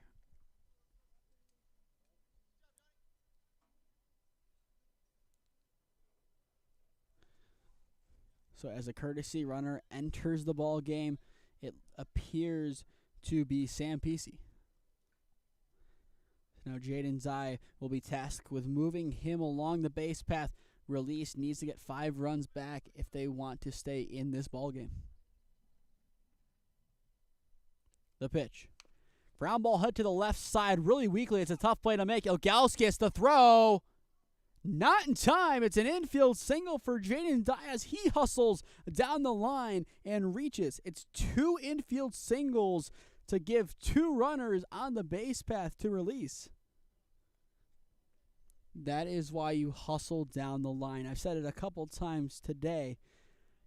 It was definitely a bang-bang play. It looked like maybe Ilgauskas had the throw there in time, but nonetheless, Release looking in good shape to potentially make yet another comeback. So Jack Paulus will be indeed hitting for KV, who ends his day 1-for-1 with a walk. Now Paulus looks to pick up where he left off. A bunt goes right back to the pitcher, a little too heavy. The throw, nowhere. No one's home anywhere to make a play. So that now loads the bases, a 3rd infield hit for Release. So now Will Heisler, who doubled his last time up, steps back into the box. I have no clue what we just witnessed. 3 infield singles for Release, load the bases with none away. The pitch. Oh. It's a 0-1 count to begin this at-bat on Heisler. A good frame there behind the dish from Cood. Here comes the pitch from Botker. Left field it goes, and caught on a line. The runner will tag. The play from Fleming is not in time. It's a sacrifice fly for Will Heisler to make it now a 9-5 ball game. He did his job. He put the ball in play. Yes, now 1 out against Release, but a run scored. That is all they need right now. They just need to put runs on the board and make something happen from there. And now up steps Colin Lang, the left fielder. 2 strikeouts against him thus far today. Bacher sets and delivers. Ground ball hit to the left side. This could be trouble. 6, 4, not the 3. They get the lead runner and put runners now at the corners with 2 away on the fielder's choice. And now up steps DeLulo, the pitcher. So far today in 3 at-bats, 2 strikeouts, and a ground out to his name. He needs to put the ball in play here. You have 1 runner in scoring position. If you make it 9-6 going into the home half of the 6th inning, that should do and have Release in a spot where they can feasibly make a comeback if they're able to start hitting the ball well in the 7th. They've hit well in the 5th and 6th. They need to carry that into the last inning. If DeLulo is able to get on, Lucas Brandt would be due up next, and then Justin Bremner, the home run hitter, after him. The dangerous spot of the lineup for Release, they need to capitalize on it. The pitch. Bacher hits the top part of the zone, and it looks like Coach Wisniewski is checking on the pitcher in the bullpen to see how he is. So this will probably be Bacher's last batter.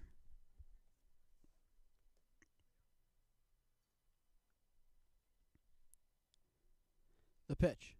Misses outside. Nice job there by Cood to keep it. Loading the bases would definitely be beneficial, but I feel like Release right now would rather have the base hit and try and get it done off of Botker opposed to a new arm who might be able to go in there and whip 3 past our next batter. The pitch. Left field. It is in the air. Pretty high. It's on the warning track and gone. A 3-run home run for Ryan DeLulo makes it a 1-run ball game. What a shot. It looked like it potentially was going to be a pop-up, but in the end, the wind took it just enough over the left field fence.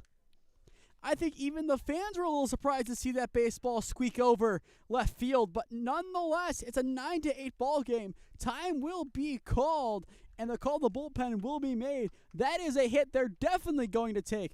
Forget loading the bases. It's now a 1-run ball game. We will see the new pitcher when we return.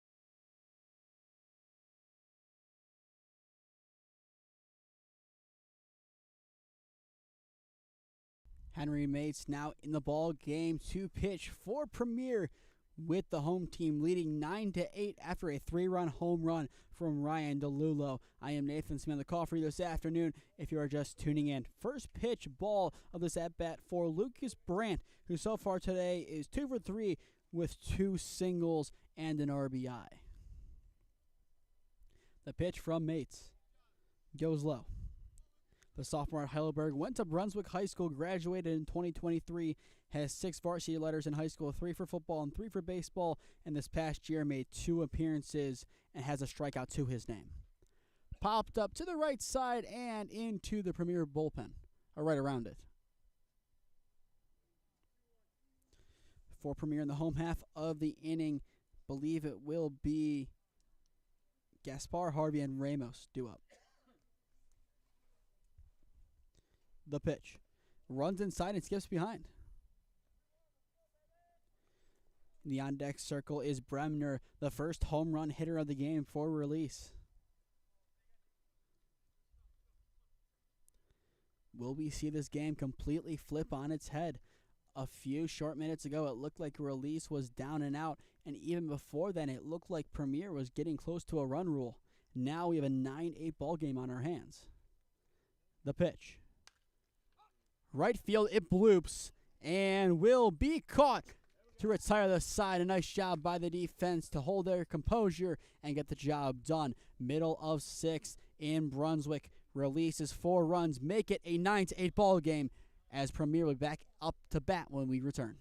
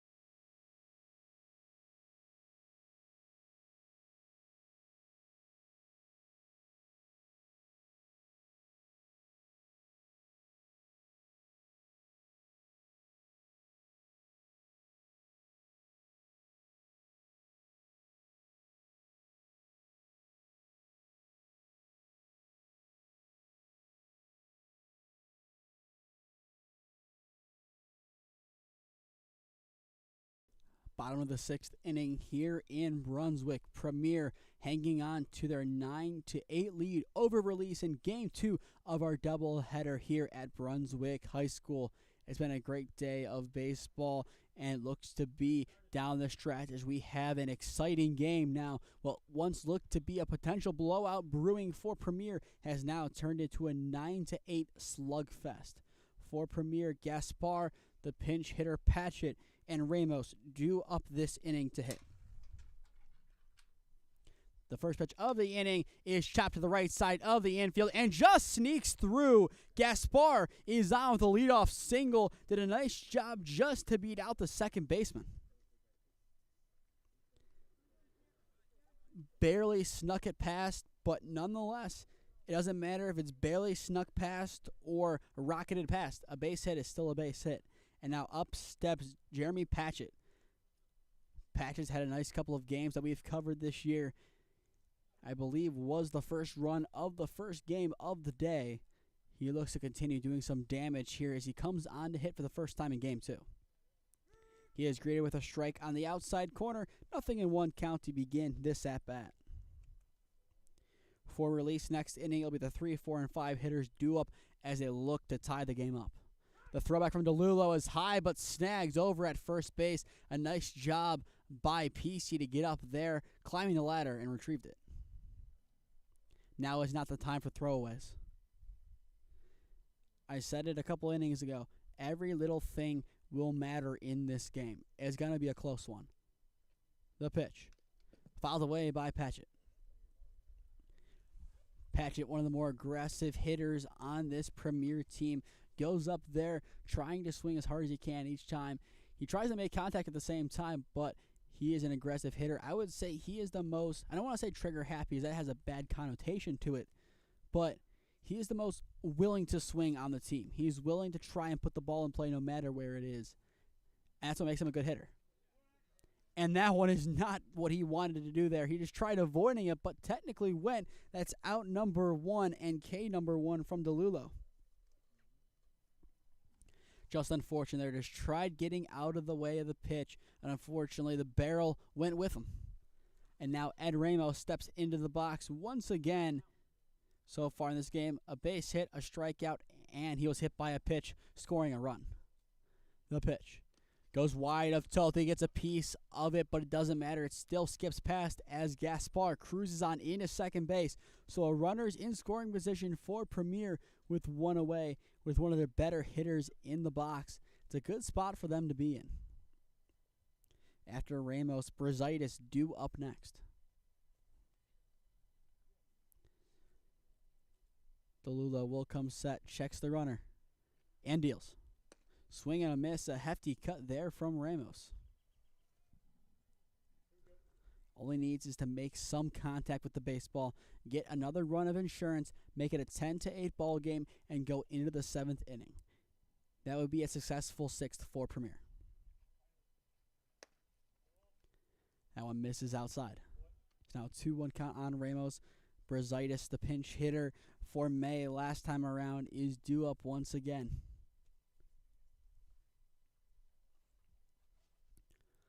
DeLulo will come set and deal.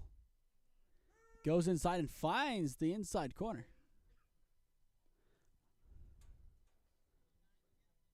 This is one of those situations where getting out number 2 at the plate would be really beneficial for the defense. It gives less room for a runner to make something happen and score. They're at second with 2 away. The curveball breaks, but Ramos in the end. But that makes it now a full count, 3-2. It's a big pitch upcoming here for DeLulo as he looks for his second K in a row. And more importantly, out number 2. Doesn't get it. It goes low. Toth keeps it near him.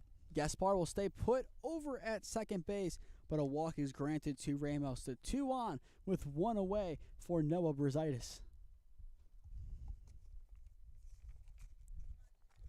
Brazaitis 0 for 1 in this game. The senior at Ohio Wesleyan went to St. Ignatius High School and this past year played in 32 games, batting .149 with 2 RBIs and 1 stolen bag. The pitch. Nice scoop there from Toth behind the dish to keep it in front. Nonetheless, a 1-0 count. Toth calls time to switch out the baseballs there. Probably a good move as DeLulo wants to be able to get a good grip on it and give himself a chance. The longer you play into the doubleheader, the more and more baseballs will be tossed out of play just from overuse. The pitch. Another nice block there from Toth. 2 balls that have needed to stay in front of him have done so, but nonetheless, it's a 2-0 hitter's count. The catcher Coot awaits in the on-deck circle. DeLulo will set and deal. Misses outside, so now a 3-0 count on Brazaitis. So it would be a big opportunity for the catcher to come in with the bases loaded if that opportunity does indeed present itself. The pitch. It will not quite yet as it clips the outside corner on the frame from Toth, making it now a 3-2 count. A big, big pitch upcoming from DeLulo. What does he have? Swing and a miss there from Brazaitis. A nice job in there from DeLulo. Actually, I could have swore they just said 3-2, but nonetheless, now we have 3-2.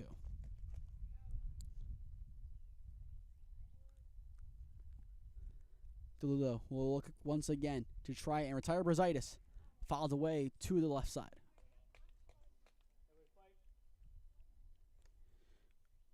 For release next inning, once again, Bremner PC and Toth will be due up to try and get either one run back as of right now or more, depending on how the rest of this inning goes. It's another big pitch upcoming here from DeLulo. The pitch bounces on in, so that will load the bases as the patience of Brazaitis pays off. Now time called as Release's coach might want to talk things over here. And now time's officially awarded as he steps on the bag. We could see a pitching change, but at the same time, would not be surprised to see DeLulo just stick this game out. It's the bottom of the sixth with one away.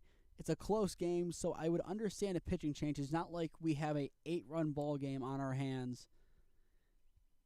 It just depends what we're going to see happen here. From what I'm seeing, it looks like DeLulo will be pulled. But in the end, it looks like they're going to go with him. I agree with that decision from Release's coach. Let him face one more batter. He got in this mess. Let him try and get out of it. The primary play is at home. There's a force at any bag. Bases loaded. It's an opportunity for someone in the infield to be a hero, or even in the outfield on a potential unconventional double play. But first things first, Cute steps back in, grounded out, but had an RBI his last time up. Ball one misses on the outside and low. After Cute, Jackson Powell awaits the pitch. Misses up now. Missed low last time and then changes it up. Going higher, but still a little bit too far up. Makes it now a 2-0 count. The pitch. Runs inside this time. Doesn't get the call. Makes it a 3-0 count.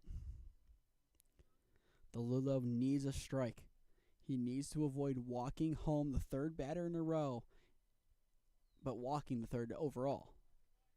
That's a get-right pitch. Makes it now 3-1. Two have walked in a row. Making it a third would result in a run. The 3-1. Popped up and over the bleachers. DeLulo has done an excellent job to battle back in this at-bat to make it now a 3-2 count. Release has no action in their bullpen, so if they do make a change, it would be from someone on the field. Heisler, I feel like, would potentially be the option they'd go for.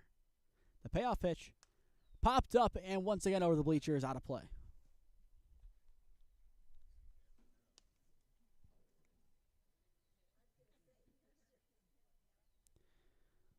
We are now around the 2-hour mark of game number 2.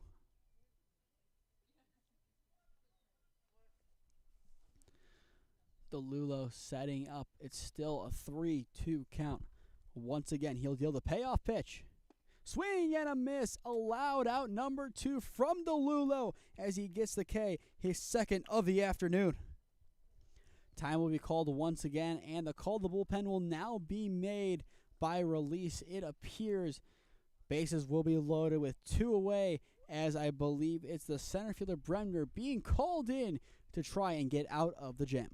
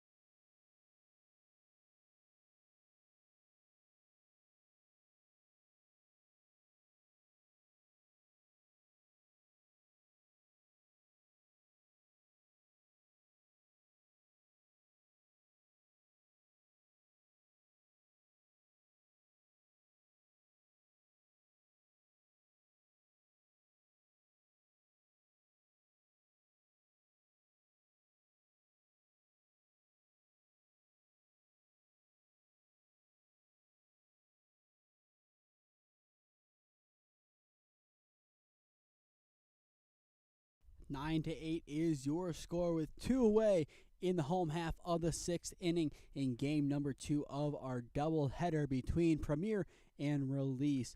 Jackson Powell, the Mount Union man, steps up once again for his 4th cuts of the ball game. Has been walked twice now and has had a single to his name in this game. First pitch he sees from Bremner is in the zone. Nothing in 1 count to begin this at bat. Bases are loaded behind him. A 9-8 ball game right now. Make it a 10-8. It's a RBI single for Jackson Powell to give Premier an insurance run as they now lead it by 2. It was an excellent diving effort over on the right side, but just snuck through for an RBI single. Powell has reached all 4 times he stepped in the box today, and that might just be enough for Premier to win. But it still remains yet to be seen. Ilgauskas, for the 3rd time today, steps up with the bases loaded in front of him. First pitch is fouled. Nothing in 1 count.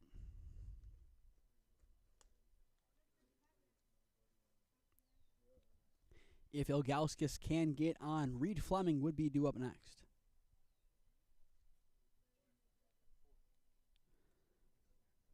Bremner will come set. Now the pitch. Ground ball hit to the left side weakly. It could be trouble. The throw across the diamond is in time on the stretch. A nice job over on the left side to make the throw over to first to retire the side, but not before Premier can add 1 more run of insurance onto the scoreboard. End of 6 in Brunswick. Premier leads Release 8-0. Release down to their final 3 outs when we return.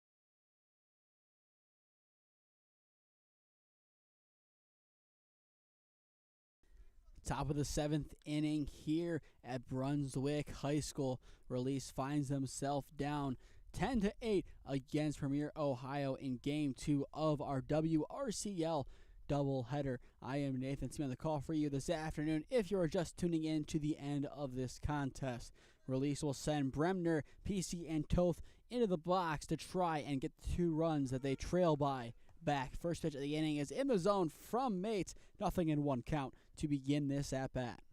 Bremner, last time he was up, had a 2-run shot to left field. He goes to left field once again, a little more shallow this time around. It hits off the fence, so not much more shallow. He cruises on into second base. The tag is not in time. It's a leadoff double for Justin Bremner, who, yes, technically had a little less power on it than last time, but still is in scoring position as the leadoff man. It's insane to think that when you say a little bit less power on this baseball than the last one, it still hits off the fence.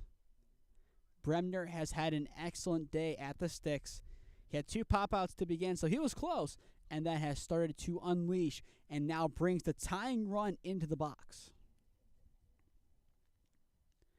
Mates will have a tough task here in Sam PC. Over 3 on the day, but at any given moment, anything can happen, especially with John Toth in the on-deck circle.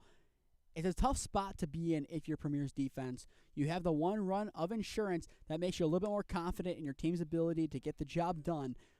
But until the game officially ends with the final out recorded, Premier will be on the edge of their seats just hoping they can get the job done. Mates looks over his back shoulder and back again. He deals. Curveball goes off to the side as a firework booms in the background. 4th of July was a couple days ago, but we still hear plenty of firecrackers, fireworks, the whole 9 yards. Mates will come set once again, hoping not to hear a firecracker this time around. We don't hear a firecracker this time around, and it's a strike as a result.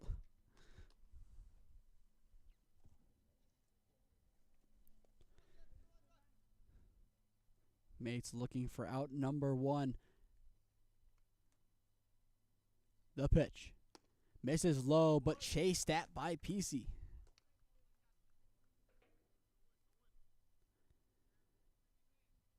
So PC down to his final strike of this at-bat. Toth awaits in the on-deck circle. Mates looking to get out number 1 and be 2 outs away from ending the game. Instead, he misses a little bit too far up and inside. Makes it now a full count, 3-2. If Premier has to go back to the sticks in the home half of the inning, Reed Fleming, Jack Amos, and Brady Masiak would be the 3 due up. The payoff pitch fouls away into the netting. PC does a nice job to advance to see another pitch. It's survive to advance. That's all he has to do right now. Get to a pitch he likes and take it for a ride. If you're Premier's defense, you need to force PC into swinging at something that will result in a ground ball that you can easily take care of. The payoff is popped up once again and out of play.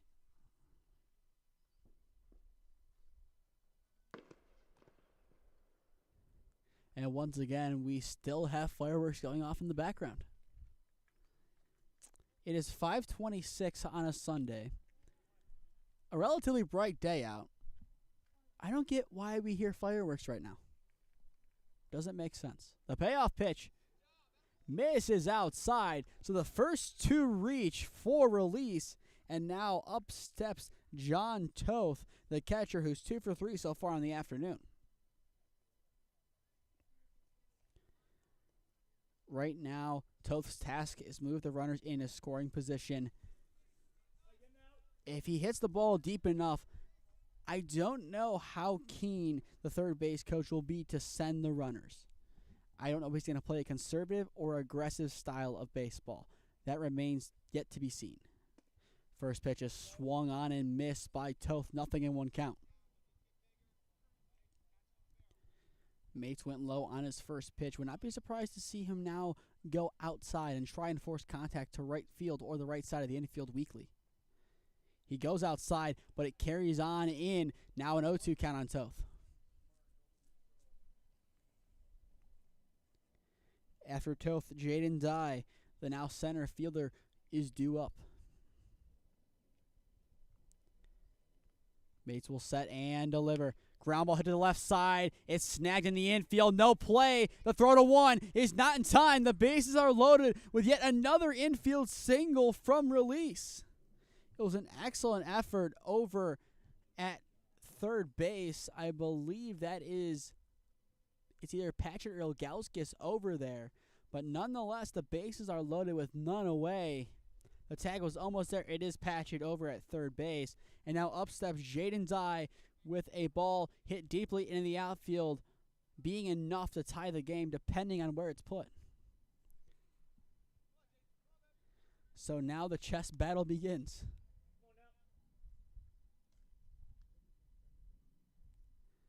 Mates will come set, taking some time. He delivers. It's popped up. It's skied. Infield fly in effect for out number 1, but still caught nonetheless by Powell over at second base. Premier 2 outs away from sealing their 13th win on the year.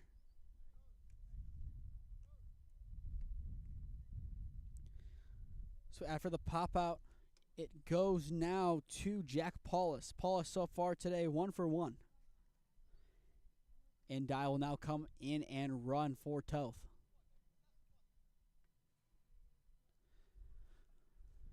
It's a big opportunity for Jack Paulus. After him, Heisler is due up next.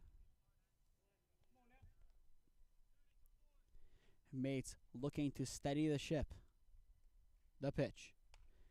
Hit off the bat to the right side and foul. It lands on the diamond with no lining, no bases, no nothing. Just a random dirt pit off to the right of the high school field.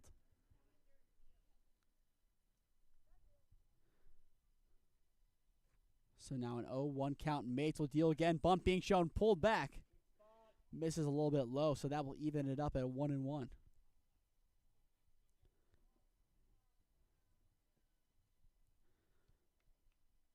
Premier just needs to get out of this game.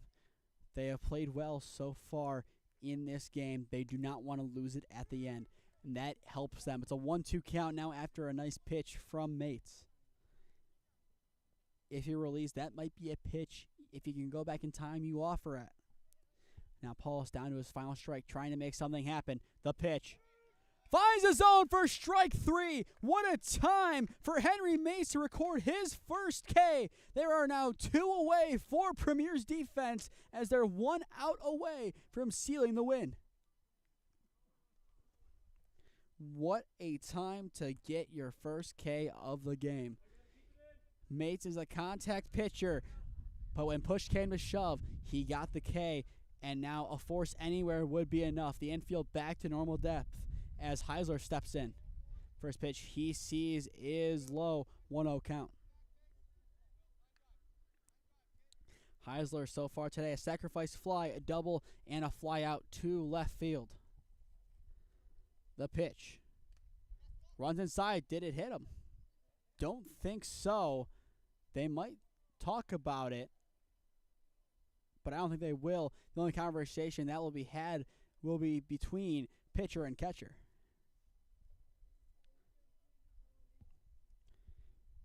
After Heisler, Lang, the left fielder, would be due up next.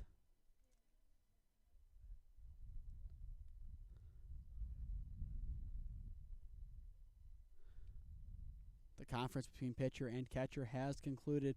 The lefty Heisler still looking to do a job here. Game is now 2 hours and 15 minutes in.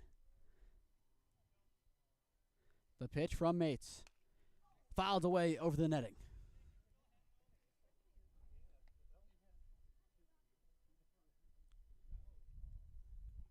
So now a 2-1 count here on Heisler. Once again, Lang in the on-deck circle.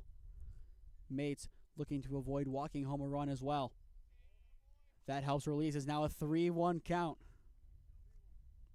Premier has 2 runs in hand. As of right now, if this run scores, the RBI single from Jackson Powell would be the difference. The 3-1. Goes into center field. Is it over the center fielder's head?